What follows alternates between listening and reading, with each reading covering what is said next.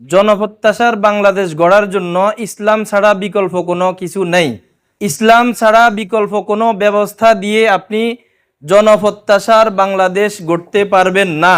যে ইসলামকে মুখে বলতে পারবে না, সে ইসলামকে কিভাবে কাজে লাগাবে? আমাদের মেজো ভাই কিছুক্ষণ আগে বলছেন, আপনি যেই এম্বাসির ভয়ে, যেই দেশের ভয়ে আপনার ধর্ম, আপনার দিন এটাকে মুখে উচ্চারণ করতে পারতেছেন না, সেই ধর্মটাকে আপনি একটা দেশে কিভাবে বাস্তবায়ন করবেন?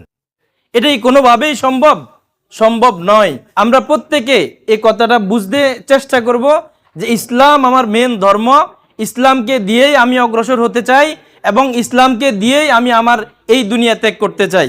ইসলামকে ব্যবহার করে, ইসলামকে শুধু পুঁজি ব্যবহার করে আমি আমার ক্ষমতা, আমি আমার দুনিয়া কিছু চাই না। আগে ইসলাম, তারপরে ইসলামকে মাধ্যম করে আমি আমার সব কিছু পেতে চাই। ঠিক কিনা ভাইয়েরা আমার?